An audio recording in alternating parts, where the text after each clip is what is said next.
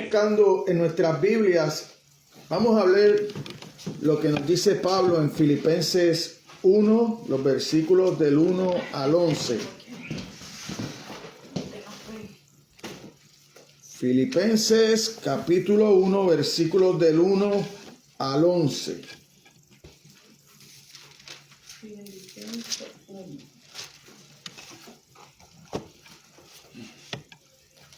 Yo le puse como título a este mensaje Filipenses del 1 al 11. del 1 al 11, capítulo 1, versículos del 1 al 11.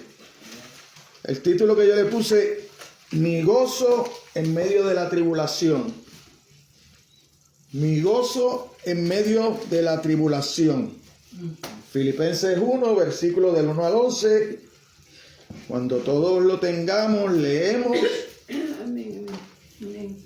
Filipenses 1, versículo del 1 al 11. Amén. Amén. Leemos en el nombre del Padre, del Hijo y la bendición del Espíritu Santo. Amén.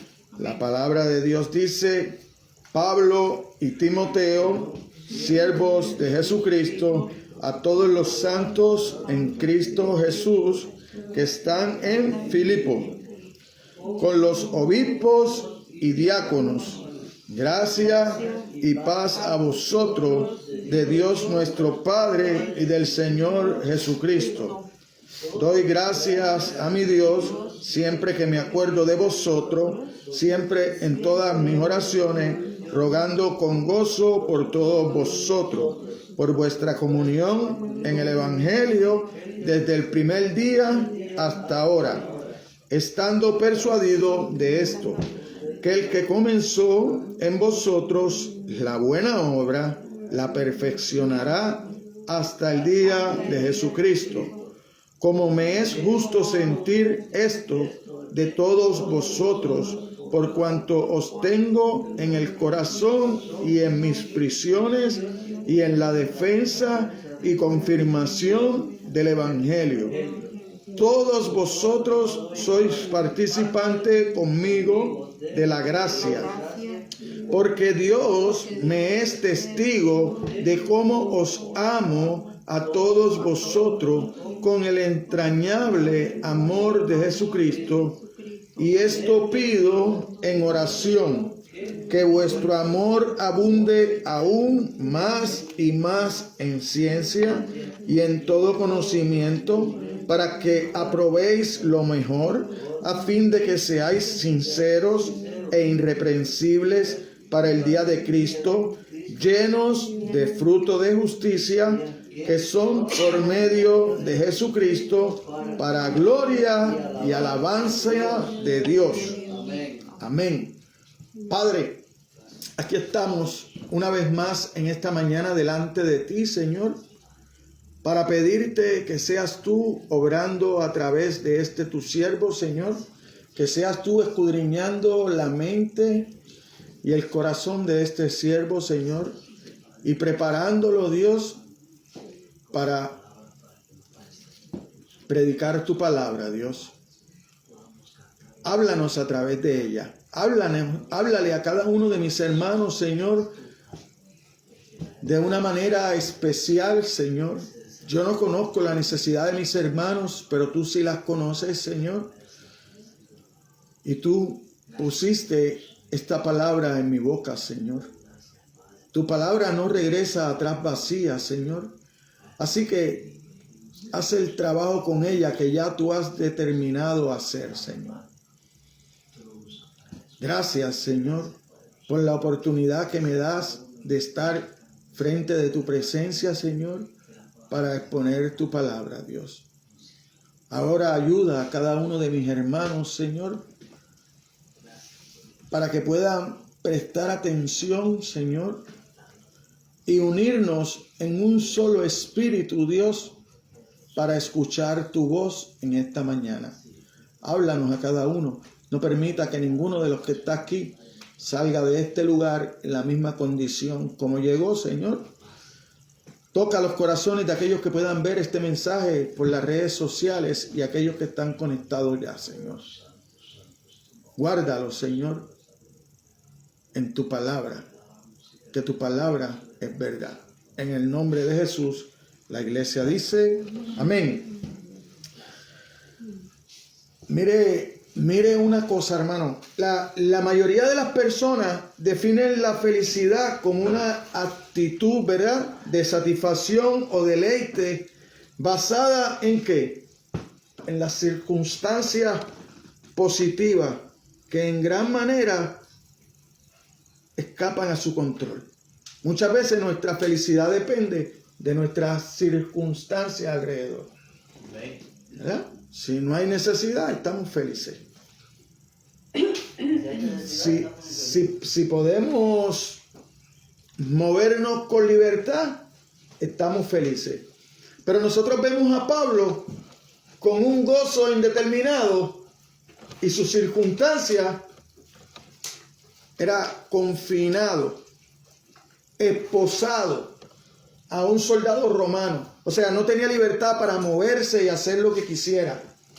Pero aún así, en esas circunstancias, él tenía gozo. Y no tan solo tenía gozo, sino que se preocupaba porque los filipenses no tuvieran tristeza por su condición que ellos vivían, que él estaba viviendo. Sino que él no quería llevarle una carga más, sino que él quería decirle, oiga, estén contentos, porque yo estoy gozoso, porque yo estoy sufriendo por Cristo. Yo estoy sufriendo por llevar el evangelio. Entonces, la felicidad de Pablo no dependía de las circunstancias, no dependía de las que pasaba a su alrededor. La felicidad de nosotros depende de eso. Amén. La felicidad de nosotros depende de eso. Si estamos enfermos, se nos va el gozo. Si nos botan del trabajo, se nos va el gozo. Entonces, imagínese qué va a pasar con usted si cae confinado. No quiero ni pensarlo. Por eso es que muchos se ahorcan cuando llegan a la cárcel. Entonces, por consiguiente, la felicidad no puede planearse ni programarse. Usted no puede programar su felicidad, ni puede planear dentro de 5 o 10 años voy a ser feliz. Eso no se puede hacer. Mucho menos garantizarse. Solo se experimenta si las circunstancias son favorables y en ese momento, nada más, usted es feliz. Entonces, ¿qué me quiere decir eso en cuanto a la felicidad? Que la felicidad resulta en algo que es incierta y nos esquiva. Porque no siempre nosotros tenemos las cosas que nos rodean de la manera que nosotros queremos. Porque si fuera así, estuviéramos felices todo el tiempo. Pero para Pablo, eso no dependía. Su felicidad no dependía de las circunstancias que lo rodeaban. Su felicidad dependía de su amor y su relación por Cristo. De haber conocido esa verdad de que un día Cristo iba a volver por él y él iba a poder estar en la gloria. Iba a poder tener un cuerpo glorificado. Por su parte, el gozo espiritual no es una actitud que depende del azar o las circunstancias. Es la confianza permanente y profunda de que a pesar de las circunstancias de la vida, todo está bien. Ese es mi gozo. A pesar de que todo vaya mal, mi gozo es que mi relación con Cristo es la correcta. Que mi dependencia de Cristo es la correcta. Que mi conocimiento de Cristo es el correcto. Es el conocimiento bíblico. Lo que la palabra de Dios me dice. Ahorita cuando leíamos, ¿verdad? La parte del Salmo 139, del 1 al 18, ¿qué nos dejó ver? Que Dios está en todos lados. Dios está en todas tus circunstancias. No importa la situación que tú estés, Dios está en control. Ahora, el problema es que nosotros no lo creemos. Amén. Que nuestra fe está muy pequeña. Está en verdad como ese grano de mostaza. O a lo mejor menos. Porque la palabra dice que si tu fe fuera como un grano de mostaza, le dirías al árbol, destiérrate y vete al mar, y él se iría. Entonces, ¿dónde está tu fe? Si tu felicidad depende de las circunstancias que te rodean. Si tú no le crees a la palabra de Cristo. Si para tú servirle a Dios, todo tiene que marchar bien. Eso no es fe. Por lo menos eso no es la fe salvadora. Por lo menos eso no es lo que la Biblia habla. Por eso es que nosotros vemos tantas personas que vinieron un día a los caminos del Señor y ahora mismo no se sabe ni dónde están. Amén. Ni cuál es su camino. Yo mientras desayunaba esta mañana, delante de Dios estoy, le decía a mi esposa, le contaba cosas que a veces yo creo que nunca le había contado, ¿verdad? Porque uno cuando trata de enamorar a una muchacha no le cuenta lo malo que ha sido, ¿verdad? Trata más que de dejar de ver su lado bonito y bueno, ¿verdad? Pero le contaba, ¿verdad? De que la primera vez que yo conocí al Señor, que cuando aquel evangelista, después de estar 2 días predicando, ¿verdad? Me llamó por mi nombre y me quebranté por dentro, como le decía yo, no sé, unas cataratas de lágrimas, y llorando vine a los pies de Cristo. Y después empecé a hacer cosas que yo no me atreví a hacer por las circunstancias que me rodeaban.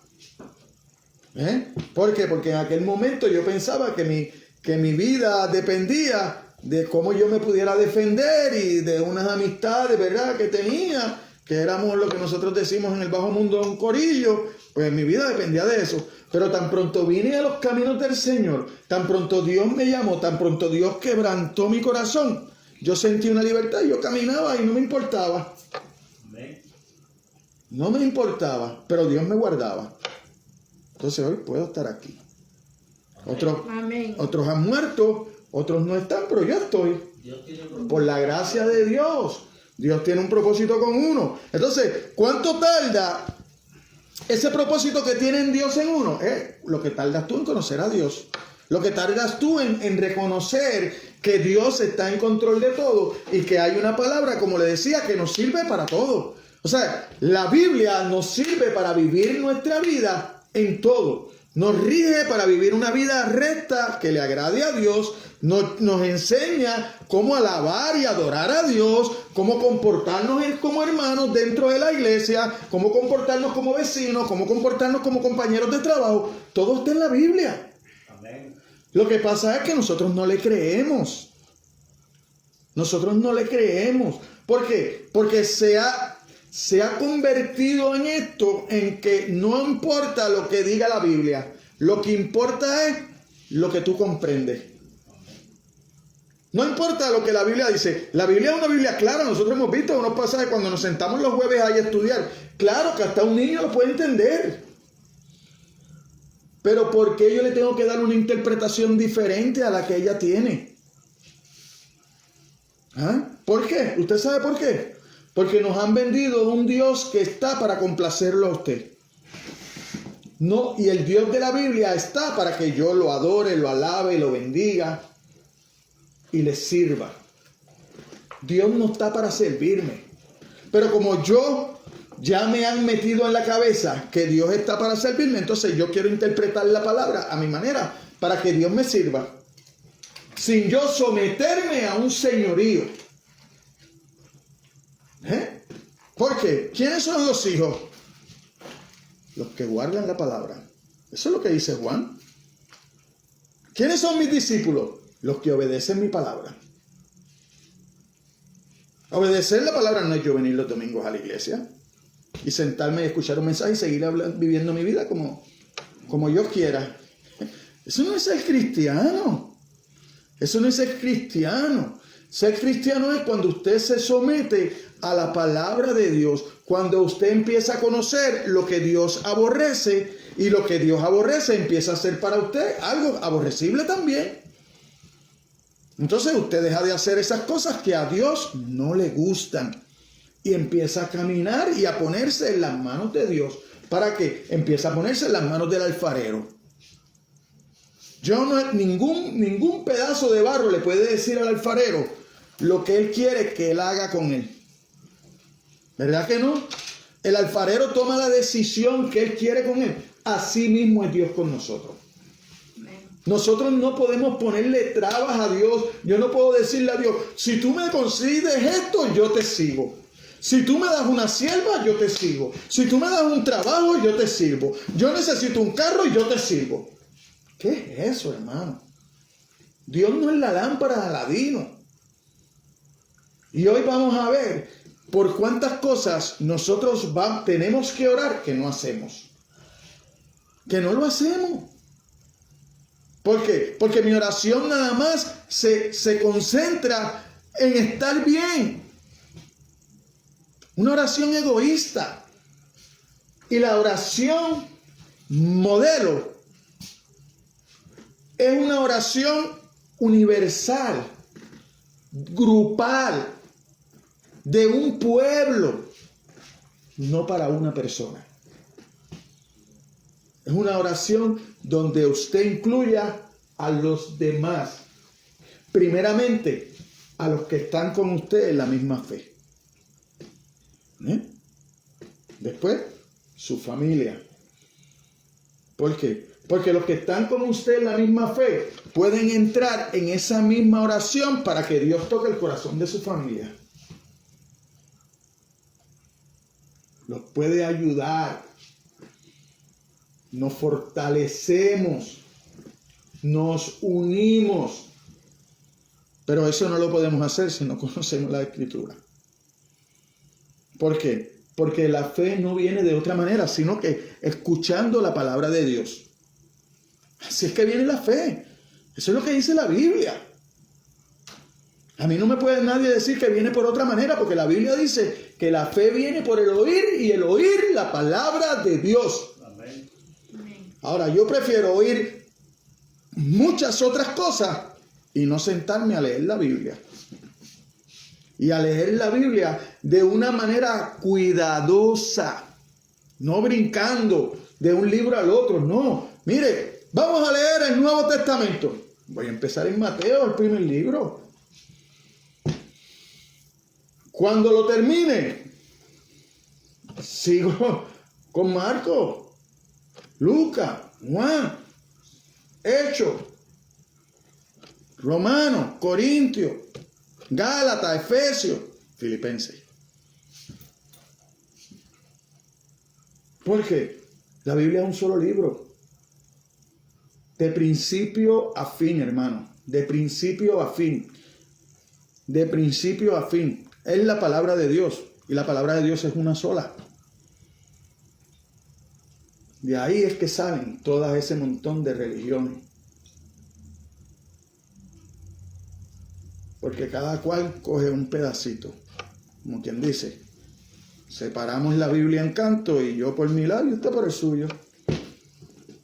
Y usted cree en el canto que usted tiene y yo creo en el canto que yo tengo. Así no es. Así no es. Así no es. Entonces, la profundidad del vínculo entre el apóstol y los filipenses lo animó durante su cautiverio y completó su gozo. ¿Sabe por qué? Porque mire, él se preocupaba por la unidad entre ellos, por su fidelidad y por muchos otros asuntos espirituales y prácticos relevantes. Sin embargo, su mayor preocupación era aliviar la tristeza de ellos. Ellos tenían una tristeza. ¿Por qué? Porque no sabían en la condición que Pablo estaba. Entonces Pablo decide escribirle para decirle que está bien, que no se preocupen, yo estoy bien. Entonces se encarga de decirle por qué estoy bien. Estoy bien porque yo tengo una promesa de Cristo que un día viene a buscarme. Que lo que yo estoy pasando aquí ahora no se asemeja, y cuando diga lo que estoy pasando aquí ahora, le voy a decir a usted, iglesia, que usted piense sus mejores momentos, sus momentos más felices, el momento más feliz de su vida que usted ha tenido, que usted lo recuerda, que usted lo anhela, a lo mejor ni recuerda ninguno. Pero ese momento más feliz no se compara al momento que usted tenga un cuerpo glorificado. Lo que pasa es que nosotros anhelamos algo, pero no estamos convencidos de que eso va a pasar un día. Por eso nuestras vidas no cambian, estando dentro de la iglesia. Porque no estamos convencidos de que Cristo vuelve por su iglesia y de que tenemos que estar preparados.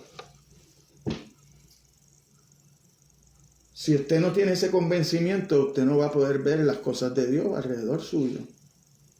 No lo va a poder ver. ¿Por qué? Porque en su corazón y en su mente hay duda. Usted está dudando de Dios. Por eso es que yo siempre le he dicho a la iglesia, si usted no puede convencerse que en el principio Dios creó los cielos y la tierra, son los primeros 2 versículos de la Biblia.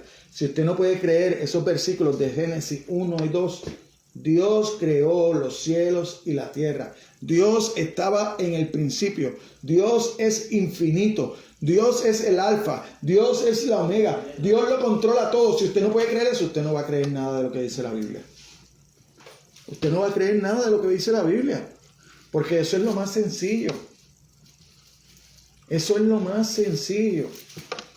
Cuando usted vea un paisaje donde no haya edificios que ha hecho el hombre, un paisaje que esté lo bastante natural a lo que fue la creación, obsérvelo. Obsérvelo. Para que usted vea el poder de Dios. Que la Biblia dice que todo lo hizo por el poder de la palabra. Ahora, con el hombre tuvo la delicadeza de formarlo del polvo de la tierra. Él no hizo sea el hombre, no. El hombre tuvo la delicadeza de formarlo del polvo de la tierra. Por eso es que usted es importante para Dios. Por eso es que la palabra dice que Jesucristo fue a la cruz por amor por usted. Entonces, lo menos que usted debe hacer es ser recíproco. No sea malagradecido. Tenga gratitud. Entonces, sea agradecido con Él. Ámelo. Como Él lo ama a usted. Como Él amó a la iglesia.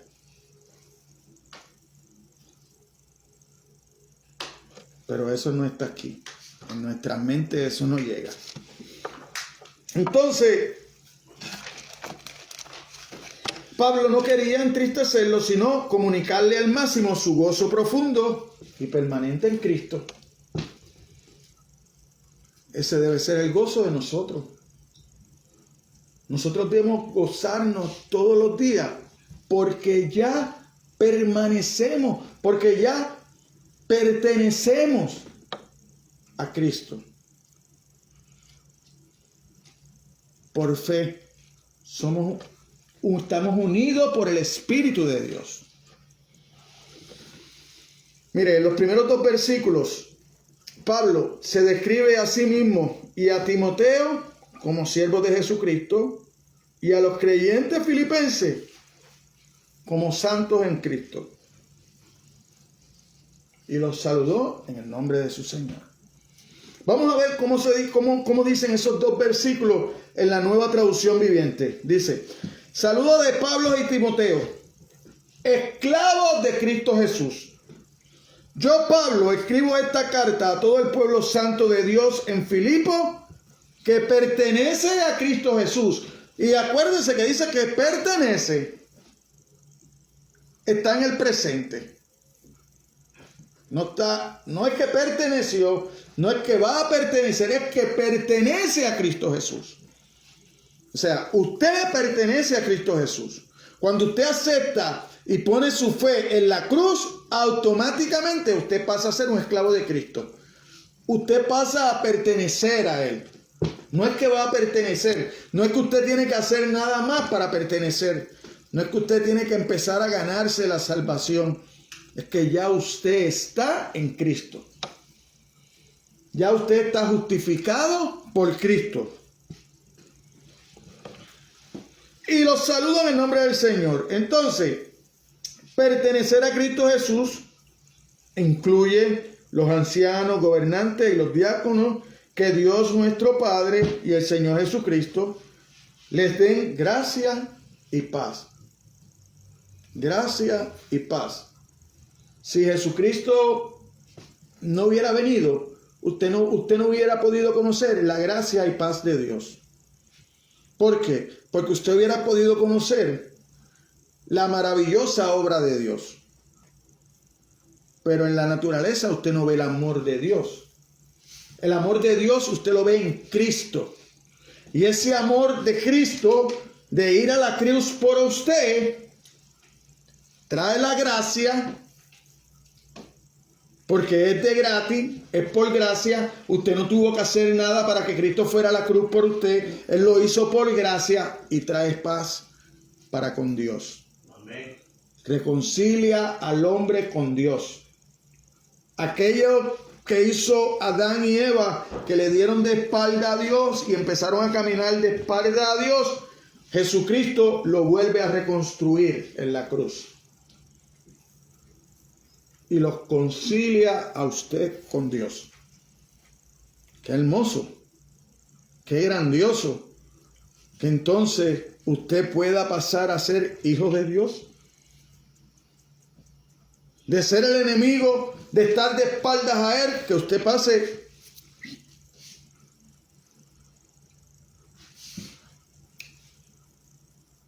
en un abrir y cerrar de ojos a ser parte de la familia de Dios, a ser hijo de Dios. ¿Debería yo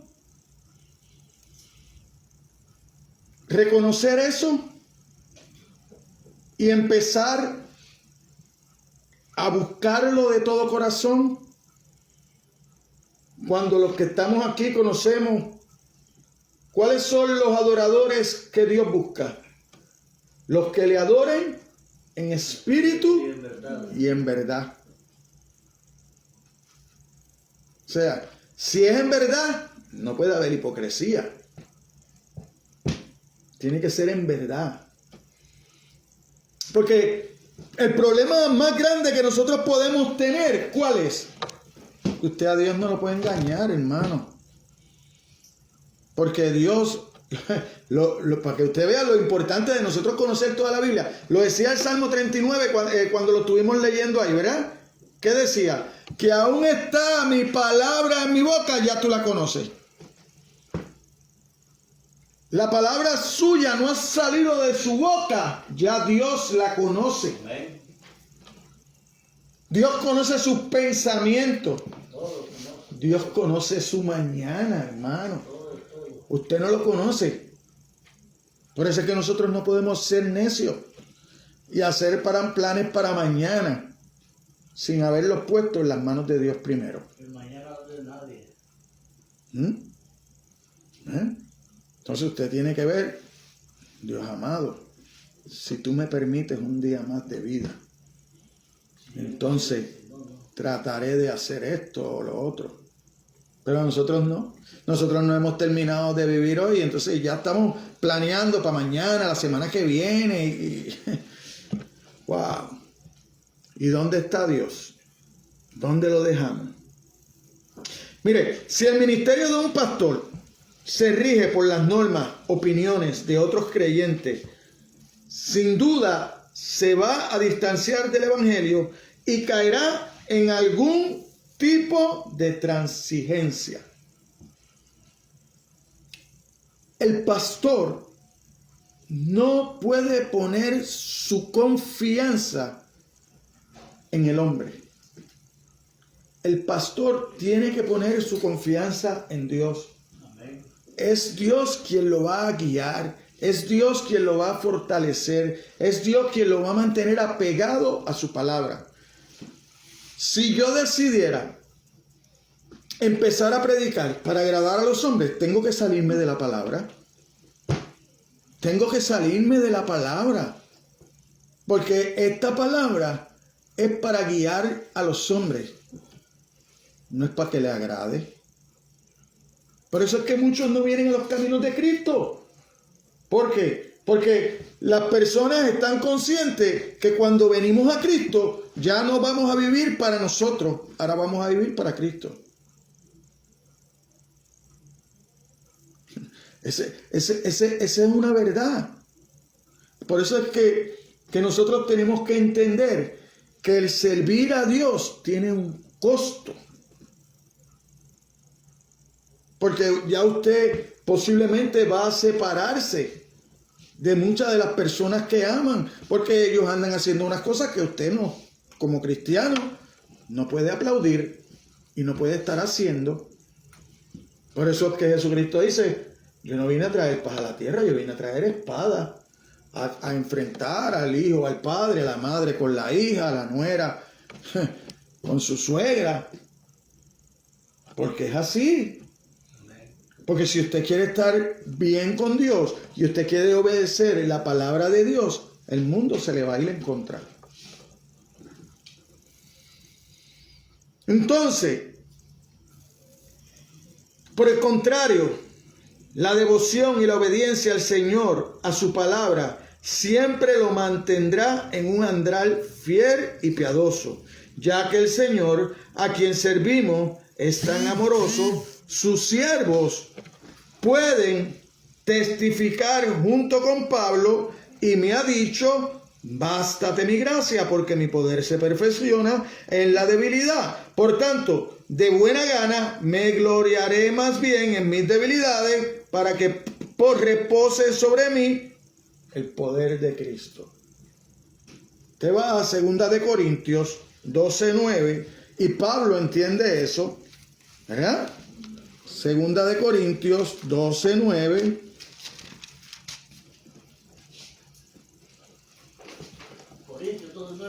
Y el capítulo 12 de 2 de Corintios, ¿de qué habla? Del aguijón de Pablo en la carne, donde Pablo dice, wow, yo quisiera hacer unas cosas, pero mi carne me lleva a hacer otra. Entonces, en el concepto de nosotros queremos servir a Dios en espíritu y en verdad, porque yo estoy seguro que todos los que estamos aquí queremos hacer eso, pero no podemos. No lo logramos. ¿Usted sabe por qué? Porque muchas veces lo queremos hacer por nuestras propias fuerzas. Entonces, aquí es que entra esta palabra que vamos a leer ahora, donde Pablo dice en el 8, ¿verdad? Y hablando del aguijón, respecto a lo cual 3 veces he rogado al Señor que lo quite de mí. Fíjese que hay cosas que usted va a orar y no van a ser quitadas. El aguijón de Pablo dice que 3 veces había orado al Señor para que se lo quitara. Y mire la contestación del Señor en el versículo 9. Bástate mi gracia, porque mi poder se perfecciona en la debilidad. El poder de Dios se perfecciona en usted y en mí, en nuestra debilidad.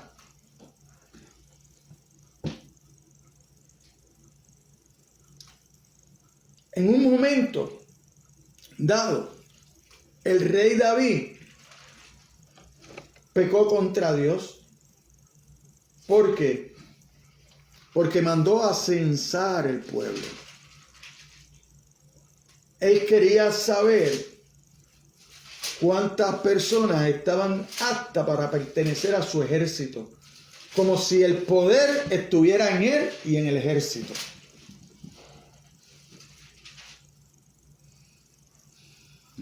El capitán del ejército dice, no hagas eso, David.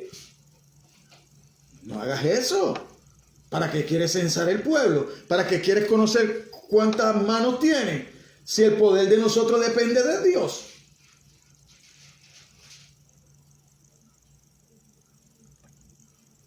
¿Lo creemos? Tenemos que creerlo. Nuestra vida depende de Dios. Nosotros oramos a Dios en nuestra debilidad. Y a Dios le complace contestar nuestra oración. Si le complaciera. Pero mi servicio no está amarrado.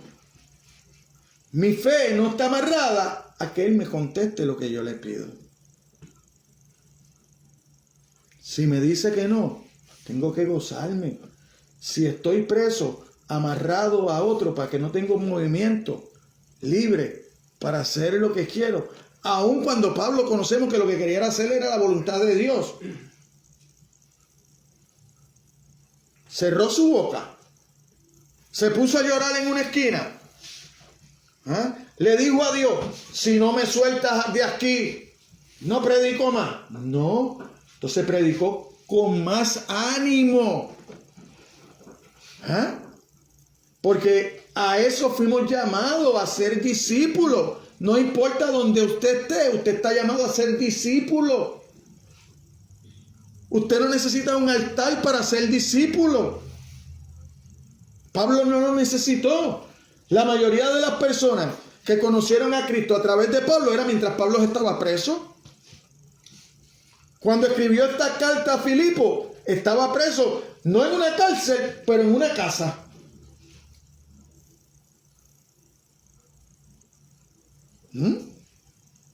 A domicilio. Nunca se cayó. Y aún desde ahí enviaba consuelo a otros. Aún desde ahí enviaba consuelo a otros, porque esa es la cárcel de Filipenses que nosotros estamos viendo ahora. Mira el versículo 1, la parte B, ¿verdad? A todos los santos de Dios que pertenecen a Jesucristo. Santo se refiere a alguien que es apartado, en particular los creyentes que son apartados por Dios para Él mismo. Todos los creyentes son santos, no porque son justos en sí mismos. No porque sean justos en sí mismos, sino porque lo son en su Señor Jesucristo, cuya justicia le fue imputada. Usted no es santo ante los ojos de Dios porque usted se ha portado bien, porque usted ha aceptado a Jesucristo como Señor y Salvador, aunque eso es una parte, ¿verdad? Pero vamos a Romanos 4, 22 al 24, para que usted vea por qué usted es santo ante los ojos de Dios.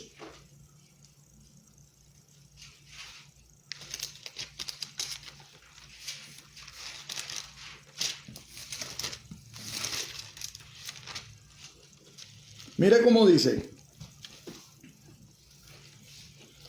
Por lo cual también su fe le fue contada por justicia, y no solamente con respecto a él se le fue contada, sino también con respecto a nosotros, a quienes ha de ser contada. Esto es, a los que creemos en el que levantó de los muertos a Jesús, Señor nuestro. Cuando usted cree que Dios levantó a Jesucristo de los muertos, después de Jesucristo había dado su vida por mí y por usted, usted es justo delante de Dios. Usted tiene la fe salvadora, la fe que un día lo va a llevar delante de Dios cuando Cristo vuelva por su iglesia. Pero es Cristo quien hace eso, que lo hizo por amor, no porque usted y yo no lo hayamos ganado. ¿Romano qué dijo? Era Romanos 4, 22 al 24.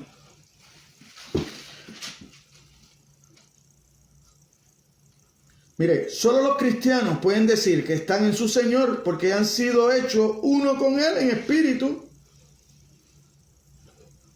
Ahí, cuando usted acepta ese sacrificio de Cristo, usted es hecho uno con Cristo en espíritu.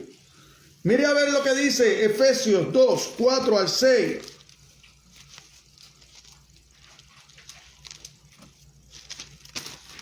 Y volvemos a lo mismo. La Biblia es sencilla. La Biblia tiene un lenguaje sencillo. No hay que ser un catedrático, no hay que tener un doctorado de la universidad, no hay que tener un super IQ. Es sencilla para entender lo que Dios nos quiere decir. Efesios 2, 4 al 6. Mire lo que dice. Pero Dios, que es rico en misericordia, por su gran amor con que nos amó, aun estando nosotros muertos en pecado, nos dio vida justamente con Cristo. Por gracia sois salvos. Y juntamente con Él nos resucitó a sí mismo y nos hizo sentar en los lugares celestiales con Cristo Jesús.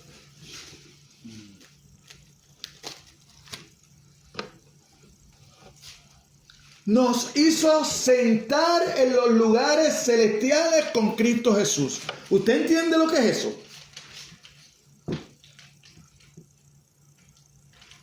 Lo sentó a usted en los lugares celestiales con Cristo Jesús. Usted está sentado al lado de Él, al lado del Padre. Usted ya está sentado. Por eso es que yo puedo decir, yo estoy viviendo mi vida eterna. Yo no tengo que esperar a morir, porque ya yo estoy sentado con Cristo en los lugares celestiales.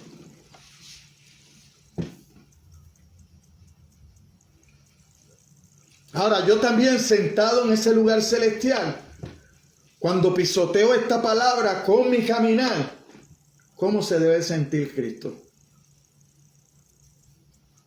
¿Cómo se debe sentir Dios?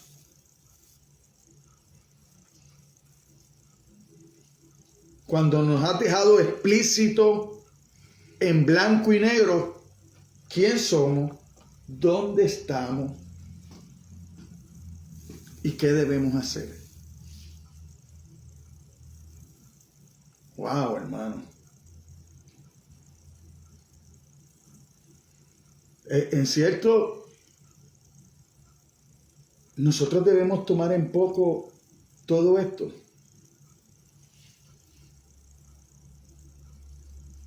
Porque aquellos que se han quedado hoy han tomado a Dios en poco. Porque como decía yo esta mañana, para trabajar usted no se detiene. Todos los actos que hacemos nosotros es para servir a Dios. Es para servir a Dios. Hay muchos que se quedan en su casa porque un tiempo fueron a la iglesia y como no conocían la palabra, el pastor que estaba al frente los engañó. Le da de eso y para afuera, la empuja para afuera primero y después la da para adentro. Los engañó. Entonces, se quedan por allá. No hay motivo de eso.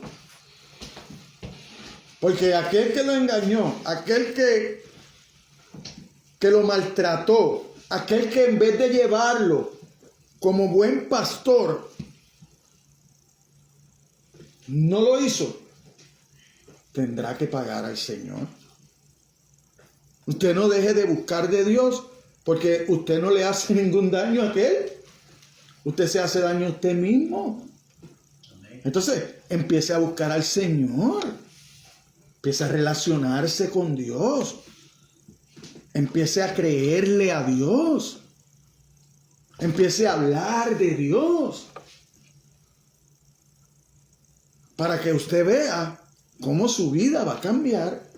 Y no estoy diciendo que va a cambiar de que todo le va a ser color de rosa a usted.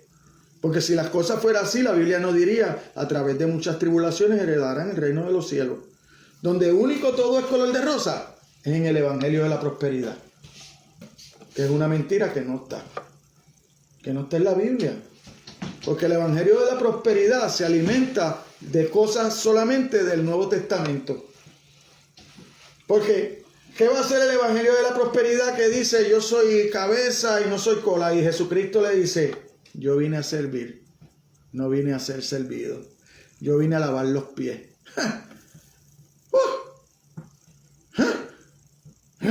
¿Dónde está la prosperidad ahí? ¿Dónde está la prosperidad de Cristo? Que se despojó de ser como Dios, se humilló, se hizo hombre para morir en la cruz. Dígame, ¿dónde hay prosperidad ahí? ¿Ah? Y entonces, el servir a Dios no es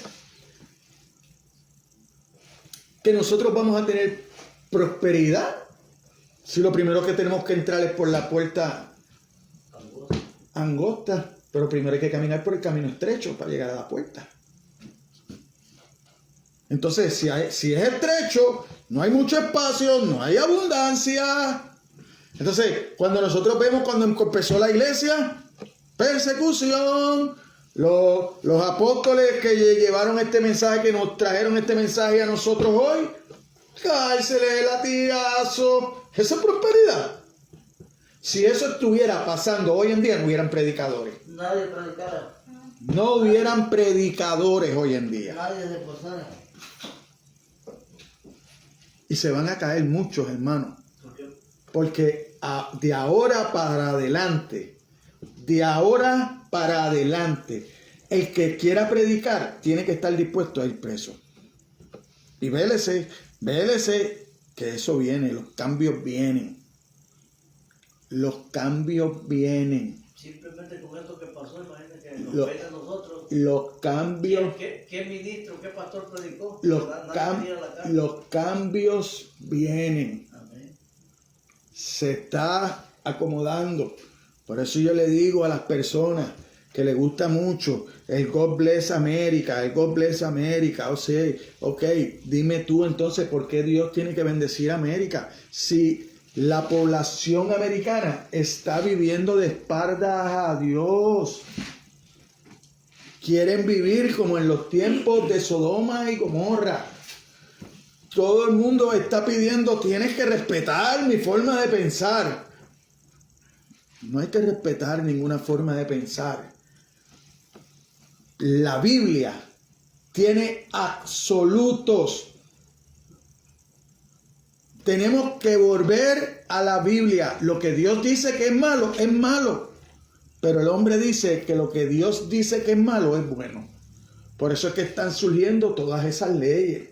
Por eso que entonces a las personas que tienen esas debilidades, ¿verdad?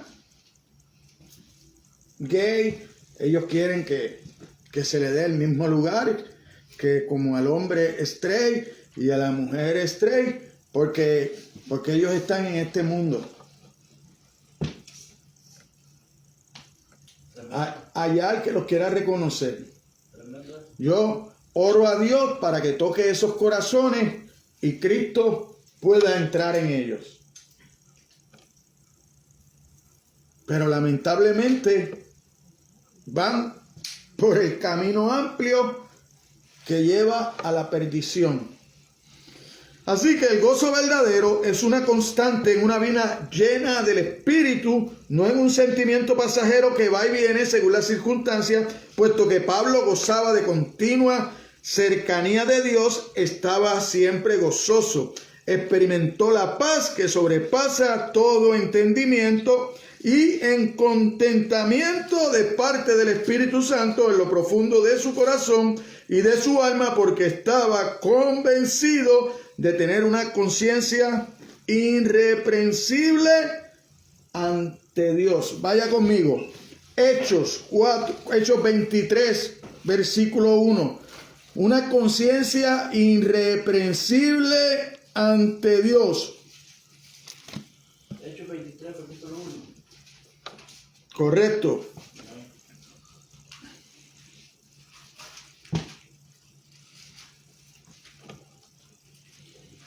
Pablo ante el concilio.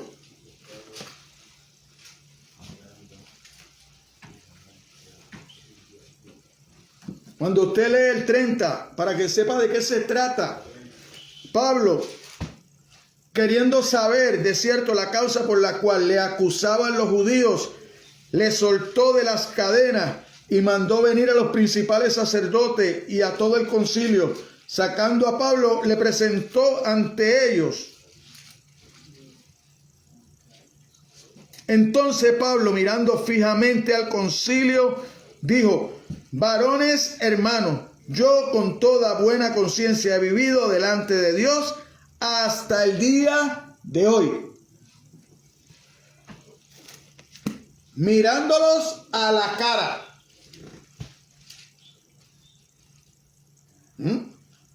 Quiere decir que llevaba una vida recta delante de Dios, que es necesaria que nosotros también vivamos. Ese es el ejemplo. Por eso es que Pablo podía decir: sean imitadores de mí como yo de Cristo. Se podía parar y decir: sean imitadores de mí como yo de Cristo, porque llevaba una vida recta delante de Dios, como Dios demanda. Tener el deseo sincero de querer recordar y fijarse en la bondad, amabilidad y acierto de los demás no significa negar sus debilidades y defectos, sino más bien olvidarlos. El que usted mire en una persona, pero dígame si es cierto o no. Nosotros cuando miramos a alguien, lo primero que miramos son los defectos. Por eso es que usted puede estar toda una vida haciendo las cosas bien, hizo una mala, por eso la recuerdan. Por eso la recuerdan. No recuerdan todo lo bueno que hizo. Por eso es que usted ve, hay personas que usted siempre que ha venido a donde usted la ha ayudado. Llegó un día, usted no está en la condición de ayudarla, se ve en la obligación de decirle que no. Ahí, solamente vio esa, no vio el montón de veces que usted la ayudó. Eso no vale. No, en su mente se llevan y por esa lo critican. Por eso denigran su nombre. Este es malísimo. Y en especial la familia. La misma familia. Que es lo más triste. Porque que nos los haga un particular. Está bueno. Pero que te lo haga tu familia. Ahí es que está lo difícil. Pero Pablo no veía las cosas que los filipenses podían hacer que lo hicieran sentir mal. No, solamente veía todo lo que ellos hicieron bueno. Porque así debe ser el cristiano. Vea lo bueno. No vea lo malo. Lo malo deséchelo. Olvídelo. Si Dios se olvida de sus pecados. Dios dice que cogió sus pecados, los tiró a la fondo de la mar y nunca más los sacará a la luz. Pero nosotros los seres humanos lo hacemos al revés. Tiramos lo bueno que han hecho y siempre sacamos lo malo que hacen los hombres. Así no vamos a llegar, porque así no es la forma. Entonces, el Espíritu Santo impulsa a los creyentes a apreciar el amor, la generosidad y la compasión de otros y a olvidar lo demás. Vaya conmigo, Filipenses, ahí mismo, capítulo 4, versículo 8.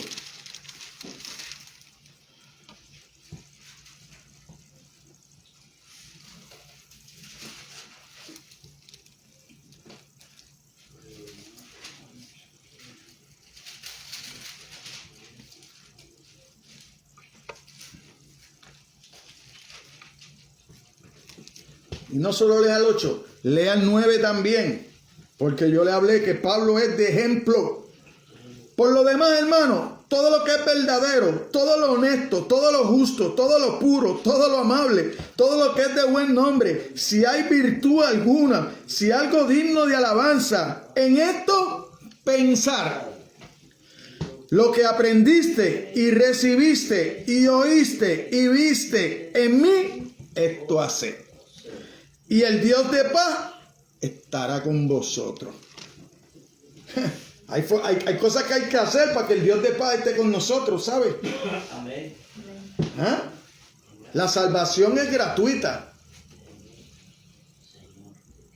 Por eso es que nosotros somos salvados por gracia, pero no podemos seguir viviendo bajo la ley. No podemos seguir viviendo bajo el pecado. Porque vivir bajo el pecado y vivir bajo la ley es lo mismo. Porque la ley te condena, la ley te enseña lo que es malo. Y tú lo sigues haciendo. Ahora, gracias le damos a Dios, que envió a su Hijo a morir por nosotros. Y ahora nosotros estamos bajo la gracia. Entonces, bajo la gracia, nosotros debemos vivir como acabamos de leer ahí en Filipenses 4:8. No se puede vivir de otra manera.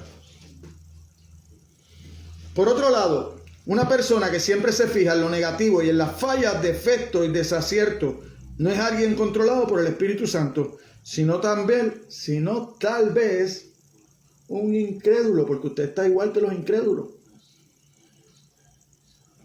Los incrédulos, ¿qué miran en usted? Las fallas. Aquellos que están afuera, que no vienen, que no tienen la valentía para entregar su vida a Cristo, lo que hacen es criticar a los que están en la iglesia. Usted no puede fallar en nada porque rápido se lo tachan así en la cara. Y eso que tú vas a la iglesia. Como si yo venir a la iglesia me hiciera perfecto. Yo venir a la iglesia no me hace perfecto. Yo venir a la iglesia me hace entrar en un proceso de santificación, de conocer a Dios para ser una mejor persona. De conocer qué Dios demanda de mí para yo ponerlo en práctica. De conocer su palabra para en los momentos de mi debilidad pensar en esa palabra y ser sabio. Porque el sabio no es el que conoce mucho. El sabio es en el que el momento indicado pone en práctica lo que conoce. Ese es el sabio. No es el que tiene mucho conocimiento, no, es el que lo pone en práctica. Porque yo conozco muchas personas que tienen mucho conocimiento, pero no lo ponen en práctica. Son peores que si no supieran nada. Y son peores al doble, porque conocen y no hacen. Y el problema es que nosotros los cristianos, el saber hacer lo bueno y no hacerlo, nos cuenta como pecado. Para que usted lo sepa. El saber hacer lo bueno y no hacerlo, le cuenta como pecado. Entonces, en gran medida, el gozo de Pablo se basaba en los recuerdos gratos y afectuosos de creyentes que, al igual que los filipenses, permanecían fieles al Señor, a sus hermanos en la fe y a Él. Eso era lo que le llevaba gozo a Pablo, mientras estaba preso, mientras estaba sufriendo. Pero él tenía un gozo de que había unas personas que a él le había predicado y se mantenían en la línea recta. No se apartaban del conocimiento que él les había dado. Otro motivo esencial de gozo para los creyentes es la intercesión ante Dios. Mire cómo dice el versículo 4. Dice, siempre en todas mis oraciones rogando con gozo por todos vosotros. Una de las cosas que nosotros tenemos que hacer en nuestros momentos de intercesión, de intimidad con Dios, es orar los unos por los otros. Acordarnos en ese momento, Señor, dale entendimiento a nuestro pastor para que conozca mejor la palabra y nos la pueda explicar. Cosas sencillas. Nuestras oraciones no tienen que ser con mucha palabrería, porque Jesucristo dijo, no hagan como hacen aquellos que se creen que porque hablan mucho y dicen muchas cosas, sus oraciones van a ser oídas. No. Específica, corta, concisa. ¿Por qué? Porque Dios lo conoce. Dios conoce lo que usted tiene en su corazón y en su mente. Mire, Miren una cosa, haga este ejercicio. ¿Usted quiere saber cómo está usted como cristiano? Busque qué hay en su mente. ¿En qué usted piensa durante el día? Amén. ¿Cuáles son los pensamientos que rondan su mente? Haga ese ejercicio de vez en cuando en el día. A ver si sus pensamientos son del agrado a Dios.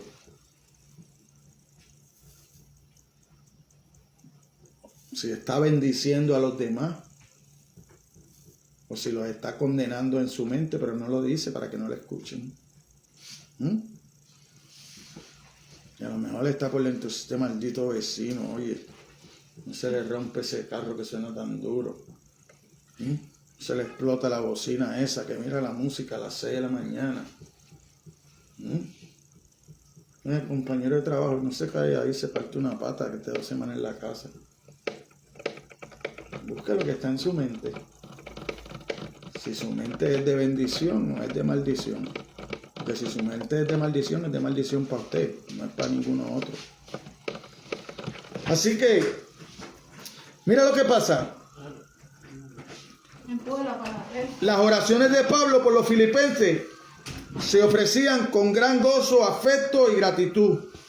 La falta de gozo se refleja de 3 maneras.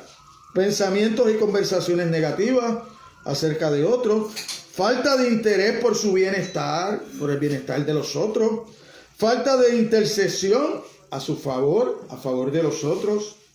Los creyentes sin gozo son egoístas, orgullosos, egocéntricos y con frecuencia vengativos.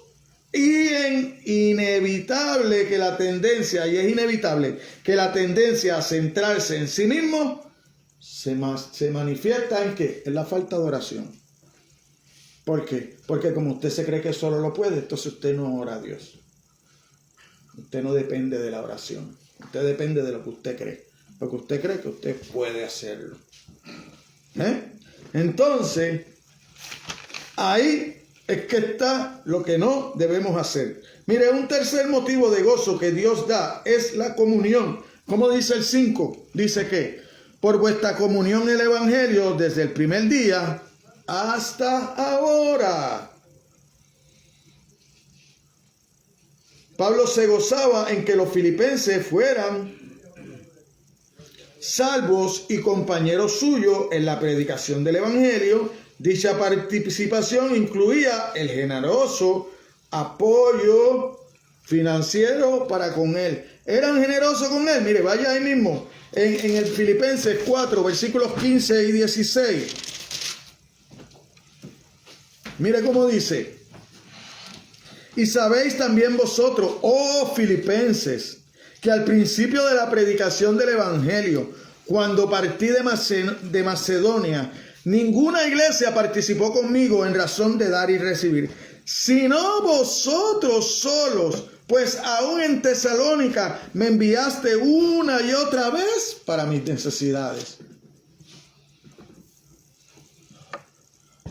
Es parte del servicio a Dios, aportar para la obra, es parte. Pero eso solo lo hacemos cuando reconocemos que necesitamos de Dios. Cuando queremos ser parte de llevar el Evangelio, como lo hacían los filipenses.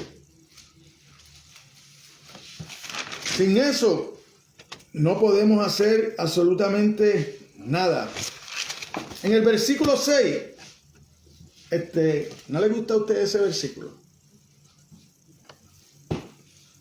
Si usted es egoísta y solo piensa en usted, no le va a gustar, porque usted piensa que usted lo va a poder hacer.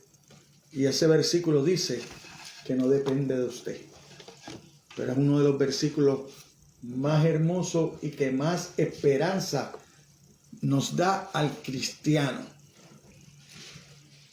Mire cómo dice: estando persuadido, convencido, seguro de esto, que el que comenzó en vosotros la buena obra, la perfeccionará hasta el día de Jesucristo. ¡Wow!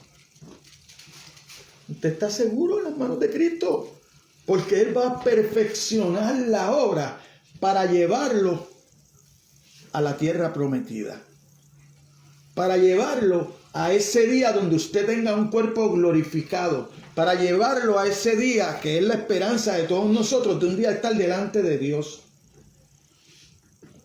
Y Él se va a encargar de hacer esa obra. Mire, nada puede animar tanto a un cristiano como la certeza de que, a pesar de las incertidumbres y dificultades de la vida, y sin importar cuántas derrotas espirituales pueda enfrentar, un día será hecho perfecto. No importa lo que usted pase, ya usted está en Cristo. ¿Y dónde está usted? Sentado en los lugares celestiales. De la mano de mi Padre nadie lo podrá arrancar, porque mi Padre es más poderoso que todo. ¿Estás seguro? Lo que nos falta es creerlo. Lo que nos falta es poner en práctica esta palabra. La confianza de Pablo era mucho más que esperanza humana. Era la absoluta confianza, fruto de conocer y creer la promesa de Dios de que el que comenzó en él la buena obra, la perfeccionará hasta el día de Jesucristo. La salvación es obra exclusiva de Dios y por ese motivo su consumación es tan cierta como si ya se hubiera cumplido. Por eso es que, como es cierto eso, ahorita leímos que estamos sentados en los lugares celestiales. Ahí está usted. Ahí está usted. Ahí está usted. Ya usted está ahí sentado. Ya usted puede disfrutar de su vida eterna. Con más razón me aparto del pecado. Con más razón me aparto de las cosas que a Dios no le gusta. Porque ya yo estoy allí. Y no hay nadie que me pueda sacar de ahí. Porque el que está en las manos de Dios, Dios es más poderoso que todo. Dice la palabra. Pero no lo creemos. Seguimos buscando y buscando y buscando y buscando y buscando. Cuando no vamos a encontrar nada. ¿Por qué lo que pueda sufrir en este tiempo no se compara con lo que tendré cuando Cristo vuelva? Porque es obra de Dios mismo. Es obra de Dios mismo. Nada me puede separar. La salvación viene por el poder de Dios en respuesta a la fe. Y como ya se expuso, la fe misma es obra de Dios. Él la inicia y Él la perfecciona. Mire, Efesios 2, 8, 9. Efesios 2, 8, 9.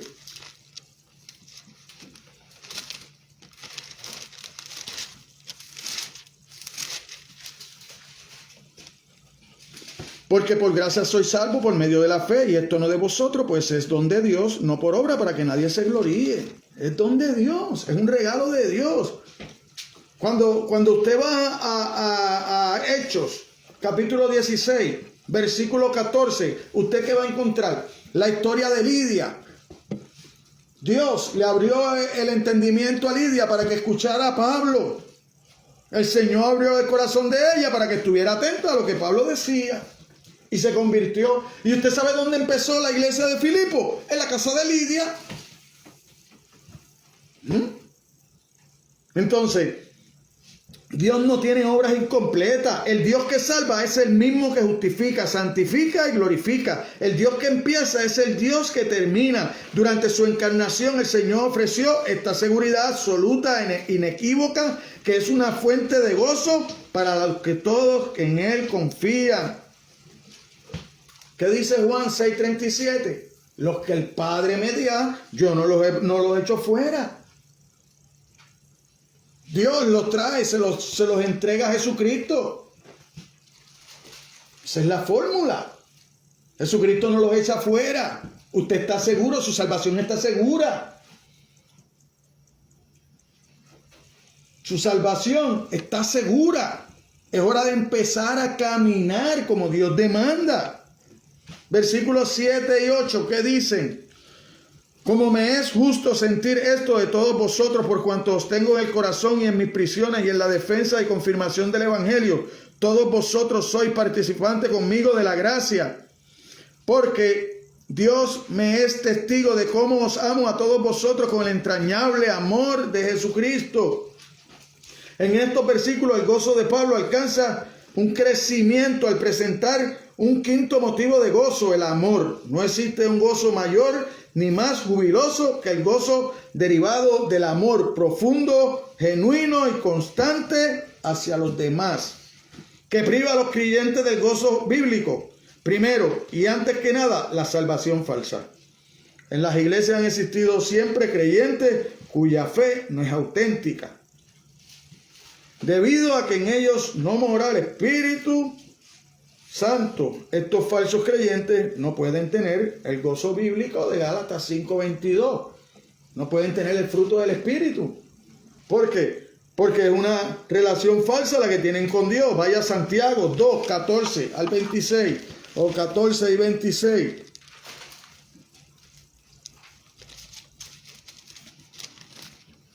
Hermanos míos, ¿de qué aprovecharás si alguno dice que tiene fe y no tiene obra? ¿Podrá la fe salvarle? Y si un hermano o una hermana está desnuda y tiene necesidad del mantenimiento de cada día, y alguno de vosotros les dice, id en paz, calentaos y saciaos, pero no les dais las cosas que son necesarias para el cuerpo, ¿de qué aprovecha? Así también la fe, si no tiene obra, es muerta en sí misma. Pero en alguno dirá, tú tienes fe y yo tengo obras.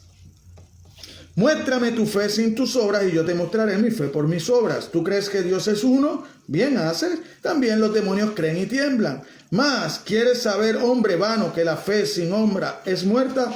¿No fue justificado por las obras Abraham, nuestro padre, cuando ofreció a su hijo Isaac sobre el altar? ¿No ves que la fe actuó juntamente con sus obras y que la fe se perfeccionó por las obras y se cumplió la escritura que dice, Abraham creyó a Dios y la fe es contado por justicia y fue llamado amigo de Dios? Vosotros veis pues que el hombre es justificado por las obras y no solamente por la fe. Asimismo también Rahab la ramera no fue justificada por obras cuando recibió a los mensajeros y los envió por otro camino, porque como el cuerpo sin espíritu está muerto, así también la fe sin obra está muerta. ¿Por qué? Porque usted fue hecho para buenas obras. Para eso fue que Dios lo creó. Pero usted tiene que tener cuidado, porque cuando aquí están hablando de obra, entonces sacan esto de contexto y aquí Santiago está hablando de la fe, no está hablando de la salvación. Aquí la salvación suya no es por obra, la salvación suya es por gracia. Aquí estamos hablando de la fe en Dios, en Jesucristo, que usted entiende que Dios levantó a Cristo de los muertos y que un día usted va a ser levantado igual. Esa fe es salvadora. Ahora, esa fe también lo lleva a usted a hacer buenas obras. Porque si alguno está en Cristo, nueva criatura es. Todas las cosas viejas pasaron. Todas son hechas nuevas. Ahí entran las obras. Porque usted va a ver ese proceso que Dios hace en su corazón adentro, que lo lleva a aceptar a Jesucristo, se va a ver afuera. Porque su comportamiento va a cambiar. Usted no se va a quedar siendo igual. Usted no va a seguir amando el pecado. Usted va a buscar adorar a Dios, agradar a Dios con su vida. Entonces, segundo, la obra de enemigos y sus aliados. ¿Qué dice primero de Pedro 5:8?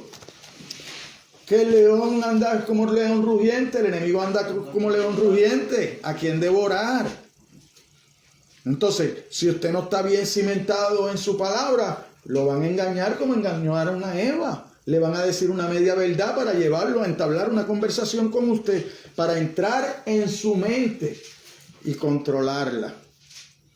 Y entonces, ¿qué siempre ha querido el enemigo? Separar a los creyentes de Dios. Si usted está separado y vive en el mundo, el enemigo no le va a hacer nada. A lo mejor hasta lo va a ayudar a conseguir algunas cositas. Porque nosotros creo que el jueves también estuvimos leyendo, ¿verdad? Hubieron unos milagros y no eran de parte de Dios. Pero sucedían. Todavía el enemigo hace sus milagros. Entonces, empecemos a abrirnos a la palabra verdadera, al evangelio verdadero y a dejar de dudar de la soberanía de Dios, así como de su poder y su amor. Empecemos a creer en la soberanía de Dios, en su poder y en su amor. 9 y 11, la pasión de Pablo. Mire cómo dice, del 9 al 11. Y esto pido en oración, que vuestro amor abunde aún más y más en ciencia y en todo conocimiento, para que aprobéis lo mejor, a fin de que seáis sinceros, irreprensibles para el día de Cristo, llenos de fruto de justicia que son por medio de Jesucristo, para gloria y alabanza de Dios. La pasión de Pablo por el crecimiento espiritual de los creyentes que estaban bajo su cuidado no solo se manifestaba en su predicación, su enseñanza y sus cartas, sino ante todo en su vida de oración por ellos. Así que eso es una enseñanza para nosotros. Nosotros debemos estar continuamente orando los unos por los otros, para que Dios nos dé el entendimiento, para que Dios nos fortalezca la fe, para que Dios nos dé el crecimiento, para poder conocerlo de acuerdo a su palabra. No existe un indicado más exacto del nivel de madurez espiritual de un cristiano que su vida de oración. Si usted no está llevando una vida de oración intensa, créame que usted no está maduro en el Evangelio. Si su vida no depende de la oración, usted no es un cristiano maduro. Porque usted no ha entendido la soberanía de Dios. Usted no ha entendido el poder de Dios. Usted no ha entendido el poder de la oración para con usted, para que su fe crezca. Porque cuando usted ora, usted ejerce su fe. Porque usted no orara si usted no supiera que hay un Dios. Entonces, cuando usted está orando, usted está ejerciendo su fe. Usted está creyendo que hay un Dios. Usted está halagando a Dios. Usted está alabando a Dios. Usted está glorificando a Dios. Porque usted está reconociendo que Dios está sobre todas las cosas. Usted está reconociendo que Dios está en poder. No solamente del mundo, sino de su vida. Esa es la importancia de la oración. Entonces, si esas cosas que son tan sencillas no las hacemos, si esas cosas que son tan sencillas no las comprendemos, entonces lo que es difícil de entender, no lo vamos a entender. Porque nosotros no le pedimos a Dios que nos la revele en oración. Que cuando nosotros vayamos de frente a su presencia, que estemos delante de su presencia, que es su palabra, que nosotros podamos entender y ver cómo yo puedo coger esta palabra e impregnarla en mi vida para vivir por ella y ponerla en práctica. Ese fue el éxito de Edra. Edra número 1 decidió conocerla. Número 2, ponerla en práctica. Número 3, enseñarla. Y ese es el orden. Usted tiene que conocerla, ponerla en práctica para poder enseñarla. Porque si usted la conoce y no la pone en práctica, cuando la enseña, la va a enseñar mal. Porque usted va a enseñar unas cosas, pero va a vivir otras. ¿Ve? Entonces usted tiene que conocerla, vivirla, para enseñarla con su vida. No vale de nada usted hablar bonito y caminar feo. Porque hace más daño su caminar que lo que dijo. Y le está haciendo daño al Evangelio. Entonces hay que tener cuidado. Porque de ser una bendición se puede convertir en una maldición y ser perseguido por Cristo. Como le pasó a Pablo. Pablo, ¿por qué me persigue? Porque usted está desviando a los siervos del Señor para otro lado. Porque como he dicho otras veces, hay personas que solo usted es el elegido para hablarle de Cristo. A lo mejor no van a tener otra oportunidad de escucharlo sino el de usted. Así que empecemos a mirar cómo vamos a andar. Sin embargo, Pablo oraba ante todo por la iglesia, por sus parientes espirituales en Cristo, exhortó a otros creyentes a orar con intensidad. Asimismo, él mismo hacía súplica por todos los santos. Efesios 6:18. Este pasaje revela 5 peticiones específicas de Pablo por los filipenses, que motivaban su oración diligente, su progreso espiritual en amor, en excelencia, en integridad, en buenas obras y en glorificar a Dios. Estos son elementos espirituales esenciales ordenados por Dios que todos los cristianos deben pedir uno por los otros. ¿Qué debemos pedir? Progreso espiritual en amor, conocer a Dios en amor, en excelencia, conocerlo bien, en integridad, ser íntegros con Él, en buenas obras, comportarme de acuerdo como Dios demanda. ¿Por qué? ¿Qué va a pasar con esas cosas? Nosotros vamos a glorificar a Dios con eso. Y para eso fuimos nosotros creados, para darle gloria a Dios. Estos son los elementos espirituales esenciales. El amor produce excelencia espiritual, que a su vez produce integridad personal, la cual produce buenas obras verdaderas. Juntos alcanzan el objetivo supremo ¿de qué? De la alabanza y la gloria de Dios. Amén. Amén. Conclusión. Un cristiano que decide abandonar la comunión con otros creyentes carecerá del gozo genuino que da el Espíritu. Es imposible vivir con gozo y fidelidad sin la comunión con los creyentes en Cristo. En cambio, el creyente que acostumbra a rodearse de santos como él y cumple con las responsabilidades y dicha comunión requiere y presenta, será lleno de gozo divino. Estar en compañía de quienes son coherederos con Cristo, personas que aman, se interesan, comprender y orar los unos por los otros, que sirven, pelean la buena batalla juntos, sin duda disfrutarán de un gozo abundante y permanente. El resultado y el objetivo supremo de una vida que muestra el amor divino, excelencia, integridad y buenas obras es manifestar la gloria y alabanza de Dios. Amén, iglesia. Amén. Amén. Vamos a ponernos de pie, vamos a orar para despedirnos en esta mañana. Que todavía me queda otra iglesia por visitar.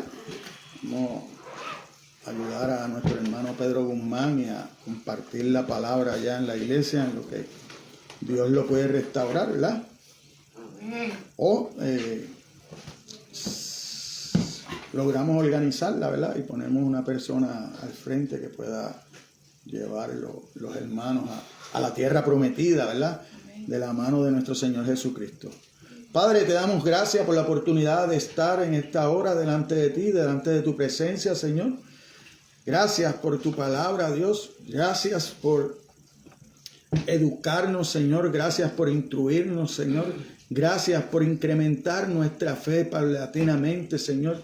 Gracias por permitirnos estar en este proceso de santificación, de conocimiento, Señor, tuyo, Señor, para poder ponerlo en nuestras vidas, Señor. Gracias por tu amor y tu misericordia. Gracias por hablarnos en esta mañana a cada uno de nosotros, Señor. Ahora ayúdanos a poner en práctica esta palabra, Dios. Ayúdanos a alabarte, adorarte en espíritu y en verdad, Señor. Pon en nosotros el querer como el hacer, querer adorarte, glorificar tu santo nombre con nuestras vidas, Dios. Que no baste que tengamos el conocimiento, Señor. Ayúdanos a ponerlo en práctica en medio de nuestras vidas, de nuestras circunstancias, de nuestras necesidades, Señor. Yo sé que tu palabra no regresa atrás vacía porque tu palabra lo dice así, Señor. Así que ya tu palabra ha sido enviada, ya tu palabra ha sido hablada por ti, Señor. Porque todo lo que escuchamos viene producto de tu santa palabra, Dios. Ahora haz el propósito por la cual tú la enviaste, Señor.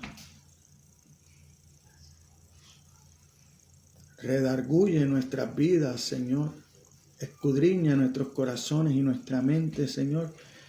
Y saca lo que estorba para que esta palabra que fue sembrada hoy germine, Señor, con poder y obra de tu Espíritu Santo, Dios. Bendice a cada uno de los hermanos que está aquí. Bendice a cada uno de los hermanos que nos pudieron ver a través de las redes sociales, Señor.